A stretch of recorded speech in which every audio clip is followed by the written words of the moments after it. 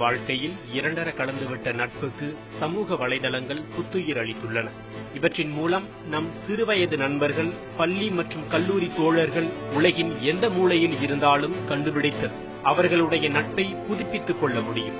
மேலும் நண்பர்களின் நண்பர்களையும் நாம் நட்பாக்கிக் கொள்ள முடியும். ஒருமித்த கொள்கைகளும் கருத்துக்களும் உடையவர்கள் ஒரு குழுவாக செயல்பட முடியும். மனித உறவுகளின் தொடர்பை மேம்படுத்துவதற்காக வந்த சமூக வலைதளங்கள் இன்று பல்வேறு பிரச்சனைகளுக்கு முக்கிய காரணமாக கூறப்படுகிறது. அந்தரங்க விஷயங்களை நிமிடத்திற்கு நிமிடம் சமூக வலைதளங்களில் பகிர்வதால் ஏற்படக்கூடிய விபரீத பின்விளைவுகளை பற்றி நம்மில் பலரும் சிந்திப்பதாக தெரியவில்லை. இதற்கு சமீபத்திய உதாரணம் மத்திய அமைச்சர் சசி தரூரின் மனைவி சுனந்தா புஷ்கரின் பரிதாபமான முடிவு.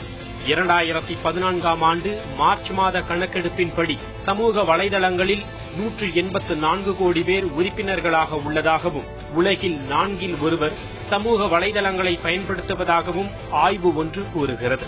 சமீபத்திய ஆய்வில் இந்தியாவில் பேஸ்புக் பயன்பாட்டாளர்கள் எண்ணிக்கை 10 கோடியை தாண்டியுள்ளது தெரியவந்துள்ளது.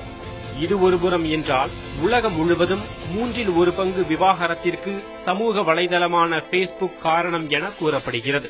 விவாகரத்து தொடர்பான 5000 புகார்களில் 3இல் 1 பேஸ்புக்கையே காரணமாக மனுதாரர்கள் குறிப்பிட்டுள்ளனர்.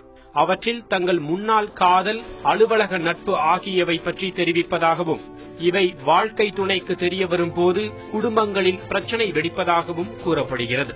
அமெரிக்காவில் கல்லூரி மாணவர் ஒருவர் ட்விட்டர் பயன்படுத்தும் 581 பேரிடம் நடத்திய ஆய்வில் பல அதிர்ச்சிகர தகவல்கள் வெளியாகியுள்ளன. திருமணமான இளம் தம்பதியினரிடம் நடத்தப்பட்ட ஆய்வில் அவர்களிடையேயான உறவில் விரிசல் ஏற்பட்டுள்ளதும் தவறான உறவுகளை அவர்கள் தொடர்வதும் தெரியவந்துள்ளது.